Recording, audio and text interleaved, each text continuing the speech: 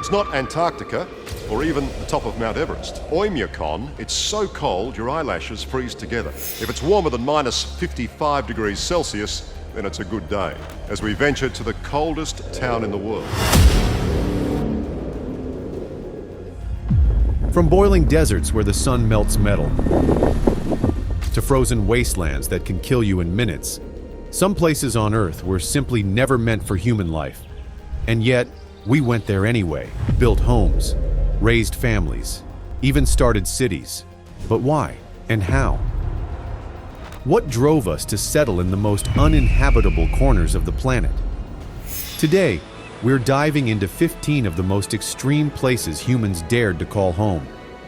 And trust us, by the end of this video, you'll be questioning how anyone survives in these places at all. Number 15. Dal Ethiopia. In Ethiopia's Danakil Depression, Dal sits over 400 feet below sea level, an alien landscape that seems ripped from another planet. It holds the record for the highest average annual temperature ever measured in an inhabited location, 94 degrees Fahrenheit. Summer highs regularly exceed 120 degrees Fahrenheit. Pools of acid bubble above boiling point. Geysers hiss toxic gas into the air. The ground itself is painted in unnatural colors, neon yellow, bright red, sickly green, thanks to layers of iron, sulfur, and salt crystallizing under extreme heat. Rainfall is nearly zero. Fresh water doesn't exist. The air, heavy with sulfur and chlorine, burns your lungs after minutes of exposure. By all logic, this place should be empty. But it's not. The Afar people, indigenous desert nomads, have lived and traded across this brutal land for generations. Their livelihood? Salt. For decades, Afar workers have braved the scorching flats, carving massive salt blocks from the earth by hand, loading them onto camels, and trekking for days across the desert to market towns. They survive with no running water, no permanent shelter, and only basic supplies, relying on ancient knowledge and physical endurance shaped by generations in this harsh climate. Today, almost no one lives here permanently. A few miners, soldiers, and scientific teams pass through, but for the Afar, this place remains part of their cultural DNA. Dal doesn't welcome life. It fights it, but humans came anyway, not because they should, but because they could. Number 14. Oyakon Russia. In 1924, temperatures here dropped to minus 96.2 degrees Fahrenheit, the coldest ever recorded in any permanently inhabited place on Earth. Not Antarctica, not Greenland, right here in Oyakon Russia. A Siberian village so cold that boiling water tossed into the air can freeze mid-flight, motor oil thickens like molasses, and eyelashes can snap off from frost. Winters here regularly plunge below minus 70 degrees Fahrenheit. The ground is frozen solid, permafrost stretching hundreds of feet deep. Digging a grave requires lighting fires to thaw the soil. Traditional plumbing, impossible. Water is collected from thermal springs or hand-chipped ice.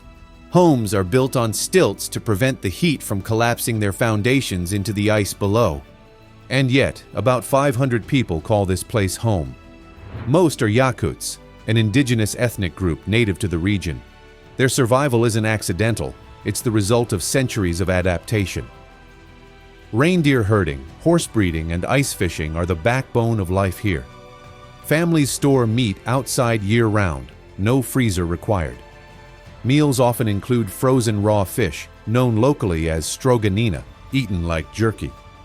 Cars run all day just to avoid freezing solid. Schools only close if the temperature falls below minus 61 degrees Fahrenheit. There's no cell signal. Daylight vanishes in winter, replaced by a few hours of blue twilight. Oyakon isn't just a cold town, it's a cold defiance of nature itself. A place the human body wasn't designed to survive, yet the human spirit insists on staying anyway. Number 13. La Rinconada, Peru. La Rinconada is a mining town in the Peruvian Andes, and it holds the title of the highest permanent human settlement on Earth. Sitting at an elevation of over 16,700 feet, it's located near a glacier in the Puno region close to the Bolivian border.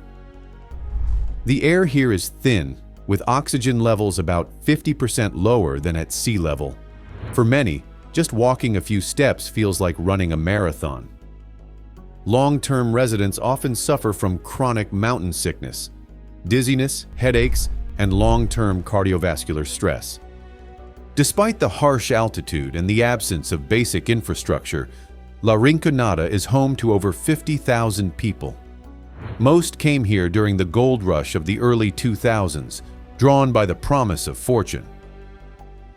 But unlike formal mining settlements, La Rinconada developed without planning, sanitation, or oversight. There's no running water or sewage system. Electricity is sporadic, often supplied by diesel generators or makeshift connections to small hydroelectric sources. Drinking water comes from melting glacier ice, often laced with mercury used in gold extraction. Waste piles up in the streets, and roads are nearly impassable during the rainy season. Mining is largely unregulated. Most workers follow the cachorreo system, laboring unpaid for 30 days with the hope of keeping whatever gold they find on the 31st. The reality is often exploitation, with long hours, dangerous tunnels, and exposure to toxic chemicals. La Rinconada is a town built on desperation, not stability. It exists not because it's suitable for life, but because it offers the last sliver of economic hope. Number 12. Witten Australia. Over 2,000 deaths have been linked to this place, and not from war or natural disaster, but from the very air people breathed. Witten, in the remote Pilbara region of Western Australia, was once a thriving mining town. In the mid-1900s, it boomed with promise thanks to rich deposits of blue asbestos. By the 1950s, more than 20,000 people had lived or worked in Witten, drawn by steady jobs and the promise of growth. But every breath carried a cost. Asbestos fibers released during mining lodged deep in lungs, remaining there for decades. Workers, their families, even school children were exposed daily. They played in asbestos dust like sand, unaware of the deadly particles drifting in the air. Diseases like mesothelioma, lung cancer, and asbestosis appeared years later, devastating generations. The mine shut down in 1966, but the danger never left. By the 1980s, officials urged residents to leave. Many did. Some didn't. By 2007, Witten was officially erased from maps, power was cut, and roads were closed. Today, only a handful of residents remain, choosing to live in a place so toxic it's been called unfit for human life. Their reasons vary: isolation, memory, or a refusal to be pushed out. But the risk remains. The soil, the air, even the walls are poisoned. Witten isn't just abandoned. It's radioactive in slow motion, a deadly town that still breathes danger long after its last boom. Number 11. Norilsk, Russia. The air here is so polluted, children have drawn black snow in school art projects. Norilsk, Russia, one of the most polluted cities on Earth, is also the northernmost city with over 100,000 residents. Located above the Arctic Circle, this remote industrial outpost sits atop the world's richest deposits of nickel, palladium, and platinum. But that wealth has come at a staggering human cost. Winters stretch for up to 9 months, with temperatures plunging below -60 degrees Fahrenheit. For 6 weeks each year, the sun doesn't rise at all. But cold isn't the deadliest threat, it's the air. Norilsk's massive smelting operations pump more than 4 million tons of toxic gases into the atmosphere annually, including sulfur dioxide, which turns snow acidic and causes acid rain. And yet, around 175,000 people still live here. Many are descendants of Gulag prisoners who built the city during the Stalin era. Today, most work for Norilsk Nickel, the industrial behemoth that owns the town. The company provides housing, hospitals, and schools, but also controls much of the information and access. Leaving isn't always an option. Norilsk is isolated. No roads connect it to the rest of Russia, and travel is restricted. Residents live with some of the highest rates of cancer, birth defects, and respiratory illness in the country. Life expectancy is almost a decade shorter than the national average. Norilsk isn't just cold, it's toxic. It wasn't built for people. It was built to mine the earth until it gave out, and the people here have simply adapted to endure what should be unlivable. Number 10. Iquitos, Peru. No roads lead to Iquitos, not one. Despite being a city of nearly 500,000 people, Iquitos is completely landlocked by hundreds of miles of dense Amazon rainforest. The only way in or out is by boat or plane, making it the largest city in the world inaccessible by road. And that isolation comes at a cost. Fuel, medicine, food, everything must be flown in or ferried up the Amazon. As a result, prices are high, outages are common, and infrastructure is stretched thin. Streets routinely disappear beneath floodwaters during the rainy season. Diseases like dengue fever and malaria thrive in the wet heat. Power outages are frequent, and with temperatures often hovering near 100 degrees Fahrenheit and humidity near 90%, even breathing feels like work. And yet, hundreds of thousands call this city home. Most are mestizo Peruvians and indigenous Amazonian peoples who've built communities here over generations. Many make their living as river traders, artisans, or tour guides in the ecotourism sector. Others fish, farm, or work in the city's informal markets. Some stay because their families have always lived along the river. Others simply have nowhere else to go. Adaptation is constant. Homes are built on stilts to survive seasonal floods. Canoes replace cars. Life here demands improvisation, resilience, and a deep respect for the jungle. Iquitos isn't a city that grew by design. It was carved out of resistance, sweat, and survival. Nature never intended for a city this size to thrive here. But people came anyway, and they're still holding on. Number 9. Death Valley, California, USA. 134 degrees Fahrenheit. That's the hottest air temperature ever recorded on Earth, measured in Death Valley, California in 1913. But this desert isn't just a record setter. It's a hostile, almost uninhabitable furnace. Summer temperatures frequently reach 120 degrees Fahrenheit, and ground temperatures have been measured at 201 degrees Fahrenheit, hot enough to burn skin on contact. Rainfall is rare, and sometimes it doesn't come at all for years. Spanning 3,000 square miles of the Mojave Desert, Death Valley also holds the title of the lowest point in North America, 282 feet below sea level. But that low elevation brings no relief. The air is bone dry, sweat evaporates instantly, often fooling people into thinking they aren't overheating until it's too late. And yet, people do live here. Scattered across the edges of the valley are small, resilient communities: Furnace Creek, Shoshone, and Stovepipe Wells, home to park rangers, indigenous Timbisha Shoshone families, and seasonal workers supporting tourism. The Timbisha Shoshone have inhabited parts of this land for centuries, using ancient knowledge to survive in its harsh conditions, harvesting mesquite, hunting game, and knowing where to find hidden springs.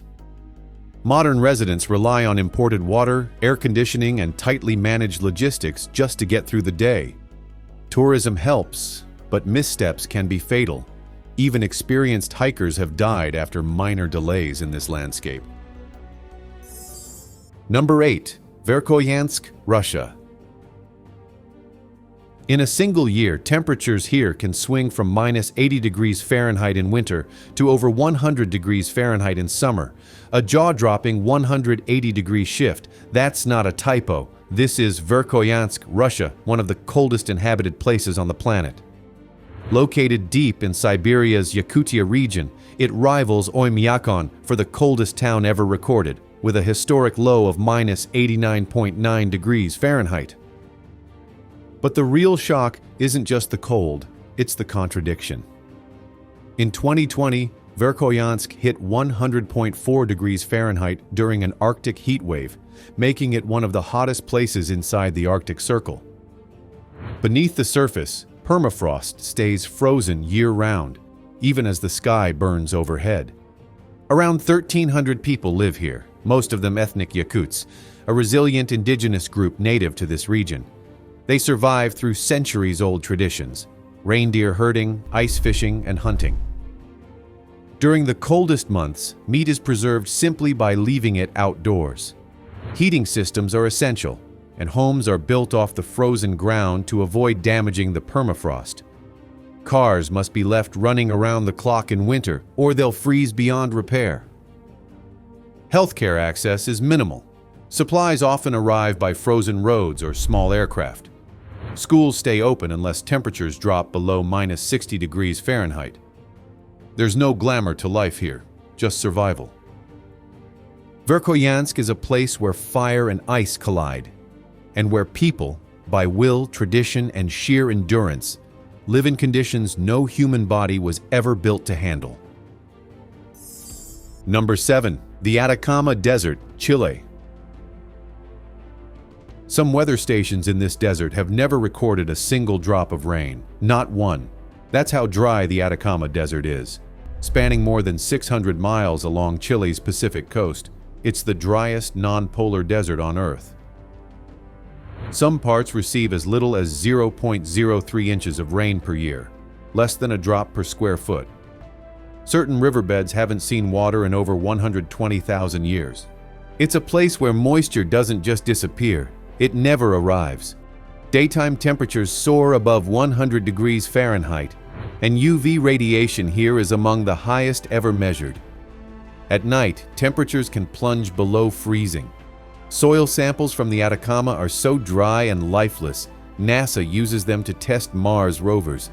That's how alien this landscape is. And yet, people live here. Towns like San Pedro de Atacama and Calama are home to indigenous Atacameño people and mining families who've learned to survive through adaptation, technology, and sheer necessity. The economy here revolves around mining lithium, copper, and salt, resources so valuable that companies have built entire logistics systems to support operations in the void. Locals rely on desalinated water or trucked-in supplies. Food is imported from distant cities. Agriculture is virtually non-existent. Some families have lived here for generations, their lives shaped by isolation, self-reliance, and resourcefulness. The Atacama doesn't welcome life. It resists it. But where most would flee, a few have stayed, surviving in Earth's closest imitation of another planet. Humans weren't meant to live here, and that's exactly why this place matters. Number 6. Tristan de Cunha, South Atlantic. It takes 7 days by boat to reach this island if the seas are calm. There's no airport, no airstrip, no regular contact with the outside world. Tristan da Cunha is the most remote inhabited island on Earth, marooned in the middle of the South Atlantic Ocean. The nearest human settlement? Over 1,500 miles away. With just 250 residents, the people here are descendants of a few British and Dutch settlers, shipwrecked sailors, and one Scottish corporal who arrived in the early 1800s. The entire community lives in a single village, Edinburgh of the Seven Seas, where everyone knows everyone, and daily life depends on cooperation. There's no formal economy. Residents farm potatoes, raise livestock, and fish for rock lobster, which is exported under a government-run program. There are no hotels, no restaurants, and just one small store stocked with goods from infrequent cargo ships. If you miss a delivery, you wait months. For serious medical emergencies, the nearest hospital is in South Africa, 1,700 miles away by sea. The terrain is steep, volcanic, and unstable. A 1961 eruption forced the entire island to evacuate to the UK, but most residents returned, by choice, rebuilding their lives in this isolated corner of the world. They stay for simplicity, for community, for home. The internet is slow, jobs are limited, and escape is difficult. But for the people of Tristan da Cunha, life here isn't just survival, it's a legacy.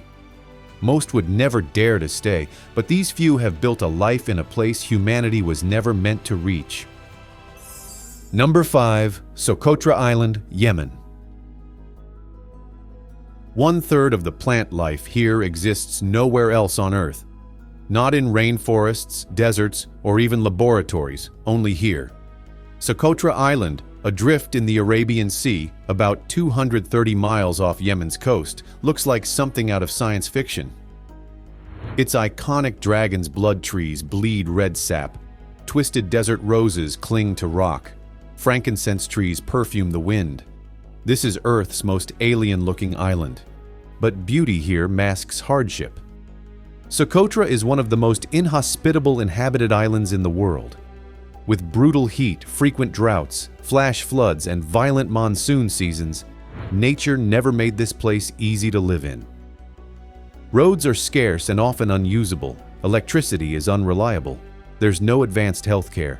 Drinking water often comes from dew traps or seasonal runoff, when it rains at all. And yet nearly 60,000 people call Socotra home. Most are ethnic Socotri, an ancient population with their own language, culture, and traditions. They survive through fishing, herding goats, and harvesting dates. Houses are often built from stone and palm, passed down through generations. Many families still follow semi-nomadic patterns, moving with their livestock to survive in this unforgiving landscape. For months at a time, sea travel becomes impossible during monsoon season. Flights are rare and unpredictable. Socotra is not just remote, it's geopolitically cut off, often left behind even in crisis. And still the people stay. Out of heritage, out of necessity, out of resilience. Because Socotra may resist civilization, but its people refuse to be moved. Number 4. Kowloon Walled City, Hong Kong. At its peak, 30,000 people were crammed into just 6.4 acres. That's over 1.2 million people per square mile, the highest population density ever recorded. This was Kowloon Walled City, a surreal vertical sprawl in the heart of Hong Kong. It was never planned, never approved, and never truly controlled. It just happened, growing wild in a legal vacuum after World War II. With neither the British nor Chinese governments claiming full jurisdiction, Kowloon became a loophole, an unregulated enclave. Buildings rose without blueprints or permits, stacked 14 stories high. Over 300 interconnected towers formed a dense maze where sunlight couldn't reach lower floors. Corridors were pitch black, and homes were barely more than boxes with walls. And yet, thousands lived, worked, and raised families here. Most were refugees or low-income workers pushed out of formal housing. Life was chaotic but functional. Residents adapted by building their own systems, shared water tanks, informal markets, and schools inside flats.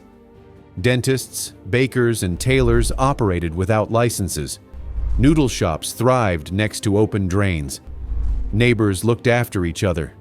Children played on rooftops that doubled as communal courtyards. Crime was rampant in the early decades. Triad gangs ran gambling dens and drug operations. But by the 1970s, even criminals coexisted with a strong sense of local order. In 1993, the government tore it down. Today, it exists only in photographs and memory. But for decades, it stood as proof that people will endure, even thrive, when pushed into places no one was ever meant to live. Number 3. Barrow, Alaska, USA. For 65 days every winter, the sun doesn't rise, not even once. Utqiagvik, formerly known as Barrow, is the northernmost city in the United States, just 1,300 miles from the North Pole. This Arctic outpost exists in a world few can imagine, where temperatures can plunge to minus 60 degrees Fahrenheit and the wind can strip exposed skin in minutes. In summer, the sun never sets for nearly 3 months, but the average July high is still just 47 degrees Fahrenheit. The city is built on permafrost, permanently frozen ground. which means homes must be elevated on stilts to avoid collapsing foundations. No roads connect it to the rest of Alaska. Every gallon of milk, every crate of medicine, every tank of fuel must be flown in or arrived by barge during a narrow summer window. A single storm can shut everything down. Prices skyrocket. Heating costs are enormous. And yet nearly 5,000 people live here, most of them Inupiat, an indigenous community that has called this land home for centuries. Their survival isn't just about enduring the cold, it's about adaptation. Hunting whales, seals, and caribou remains central to both diet and culture. Extended families share food and shelter. Knowledge is passed down not in books, but through stories and seasonal rhythms. Mental health challenges, isolation, and climate change are daily concerns. But this community stays, not because it's easy, but because it's theirs. Utqiagvik isn't just cold and dark, it's resilient. And though nature never invited people here, the Inupiat never asked for permission. Number 2. Bangladesh coastal slums. Here, the sea isn't just rising, it's swallowing lives. Along the southern coast of Bangladesh, sprawling slums cling to the shifting edge of land and water. This is a country crisscrossed by over 700 rivers and with 360 miles of vulnerable coastline. Most of the land sits less than 10 feet above sea level, and every year the ocean creeps in farther. By 2050, it's estimated that 1 in every 7 Bangladeshis, roughly 18 million people, will be displaced by climate-related flooding. In coastal districts like Cunha, Barisal, and Satkhira, families live in makeshift bamboo homes, often built on raised earthen embankments. But monsoons, storm surges, and cyclones like Amphan and Cedar have already wiped entire communities off the map. The residents are often day laborers, shrimp farmers, or fishermen with nowhere else to go. Salt water has poisoned their soil and their drinking water. Many rely on rainwater collection or drink from ponds contaminated by disease. Food is scarce. Illness is constant. There's no sewage system, no proper drainage, and little access to healthcare or electricity. And yet they stay, because they have no land elsewhere, no title, and no safety net. Children go to school in flood-prone huts. Mothers cook over open flames in knee-deep water.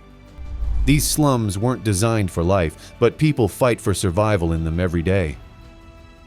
This isn't nature's fury, it's a human crisis, and it's unfolding in real time.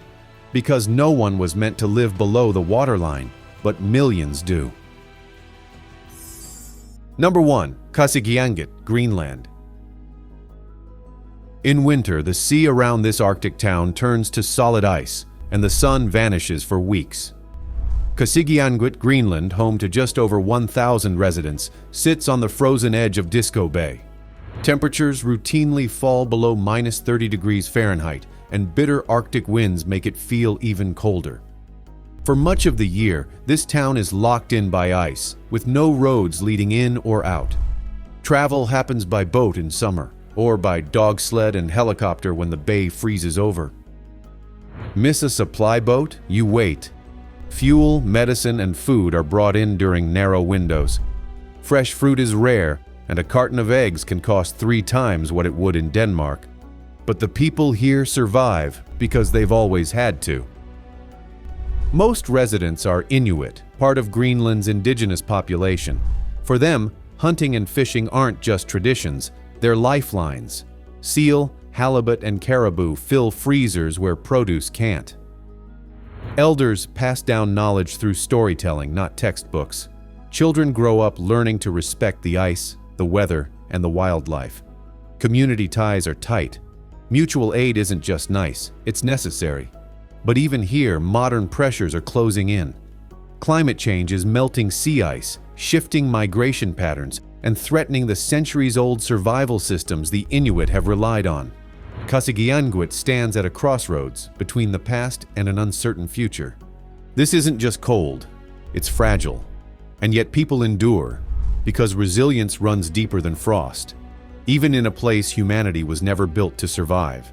From boiling deserts to frozen wastelands, from toxic ghost towns to drowning coastlines, these places push the limits of what humans can endure. And while some survive, thrive, or simply refuse to leave, one thing is clear. Not every corner of this planet was made for us. These are the places we were never meant to live. And yet, we did. Thanks for watching. Don't forget to like, subscribe, and share if you want more stories from the edge of human survival.